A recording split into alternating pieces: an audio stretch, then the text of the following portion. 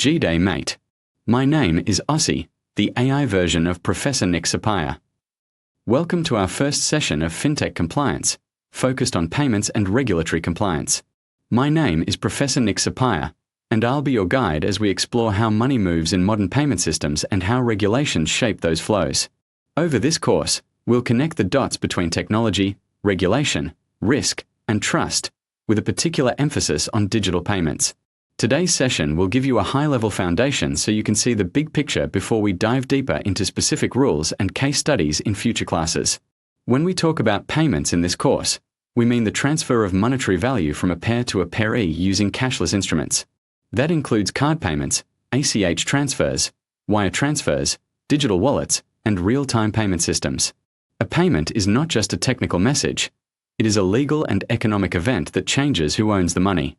Payments are the core building block of the financial system, and every innovation you see in FinTech, from mobile apps to embedded finance, ultimately depends on getting this transfer of value right. The modern payments ecosystem involves a network of different actors, each with distinct roles and responsibilities. On one side, we have consumers who pay, and on the other, merchants who accept payments. Behind the scenes, issuing banks provide cards or accounts to customers, while acquiring banks and payment processors enable merchants to accept those payments. Payment networks connect issuers and acquirers, routing messages, and setting rules. Non-bank fintechs and platforms sit on top of this infrastructure, offering new user experiences and services, but still tied into the underlying regulated system. In the fintech and payments context, compliance means following the laws, regulations, and industry standards that apply to your products, services, and customers. The goals are straightforward but critical: prevent financial crime, protect consumers, and maintain the integrity and stability of the financial system. For a payments business, compliance is not optional or purely administrative.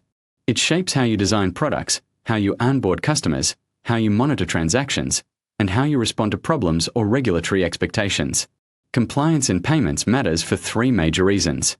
First, it protects consumers from fraud, misuse of their data, unauthorized transactions, and unfair practices.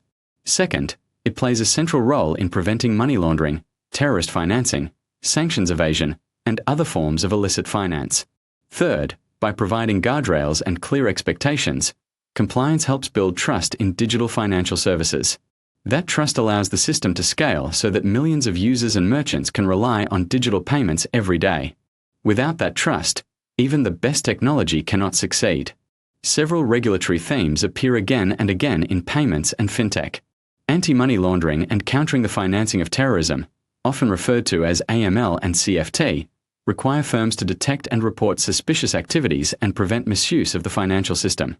Know Your Customer, or KYC, and broader customer due diligence rules focus on verifying customer identities and understanding their risk profiles.